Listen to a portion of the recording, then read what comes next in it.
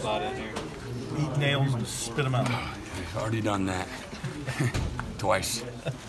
What was it like for you out there? It was painful. Proud of our guys, you know, to be 12-0 and beat your rival five years in a row. It's tough to do. Obviously, it's been done once in 78 years. So, you know, proud of our guys, particularly our seniors. Incredible leadership.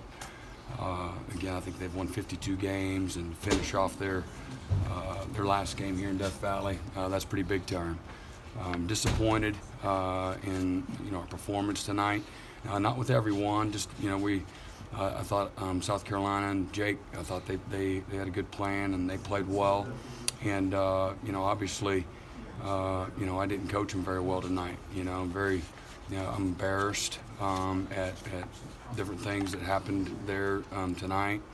And obviously it's my responsibility to get our guys ready, and obviously that we weren't as sharp as we've been. I think we gave up 3 games worth of passing yards tonight, and just did a lot of fundamental and technical things wrong.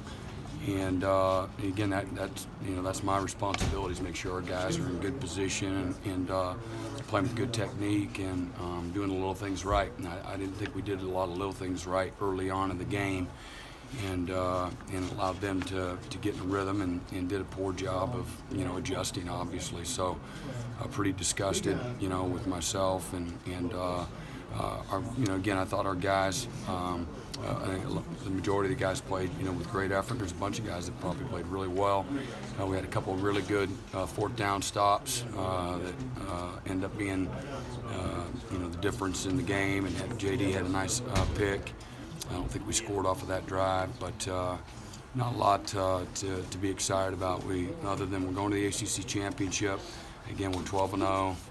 It's hard to do, and we've played really pretty well all year, and I really felt we were in a really good rhythm. And tonight was, hopefully I look at it as a minor setback, just some things that we got to improve on, and got some things exposed tonight, and we'll have to look at scheme-wise and personnel-wise what we're doing.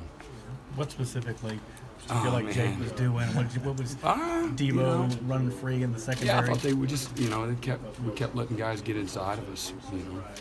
It's not real complicated. And we had a couple busts, where guys are wide open, guys, he didn't get the signal, and I thought one thing and stuff like that. None of it sounds any good, or it's worth a dang. We can't do those types of things. So, but nothing. Really wasn't very much. They had a couple little wrinkles, but Debo on a little ninja formation. We were just late adjusting to the motion, and he got inside, and I don't know how far it was. It was a long touchdown right down the middle of the field. We lost leverage, and out of something that was new. But other than that, everything else we worked on and really practiced pretty well this week. So, but we came out early, and I could tell just a few places where we weren't as sharp as we needed to be, and some of the outlets that they had in the throwing game in particular. Where to me their layups on defense, we were airballing. So it's hard to get in a rhythm, and it allowed them to make some plays. And again, we were either too deep or too wide in some of our alignments, and they did a good job at seeing it and exposing it. What do you point to though for the 2 goal line stands, stopping them without points twice inside the 5? Attribute it to just the will of our players and the toughness of them. So that's never in question. Our guys have played tough, and have had great will all year, a lot of fight to them. So again, I don't want to make a mountain out of a molehill, but there's just a lot of pathetic football plays out there tonight, and just disgusting. And just like I said, I'm just embarrassed that put that product on the field. That's my responsibility. My name's all over it. So I just got work to do. But in regards to those, man, those are great stops.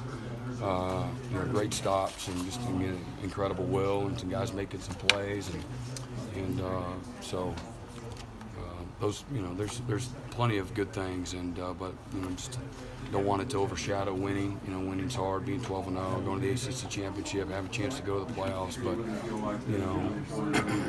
the coach in me knows, here's what coaches do. Coaches like, okay, that worked. Well, let's see if they fixed it. And so again, I didn't fix it the whole night. So that's, I'm just mad at myself. Coach, what's coming on the horizon? What's maybe looming? How concerning is a game like this to you? I do believe that we're better than that, and I know we are. We got 12 games, with proof. We're. I think again I think that was a small sample tonight, but again, it's some things that again just you can't ignore without question. So got some work to do, no question, fundamentally and whatnot. But I have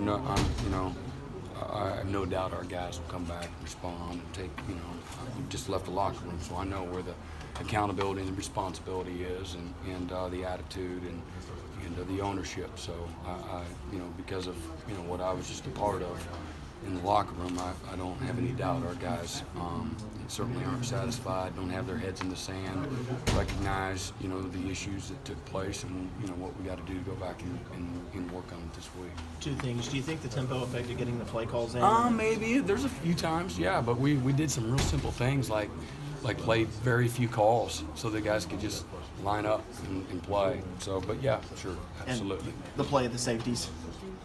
Maybe. Yeah, just overall, So right now I got to go evaluate the tape and all that. So a lot of it was not real good. Coach, my question is that something you thought could crop up if the right team could do what South Carolina did tonight, or was that just unique for this game?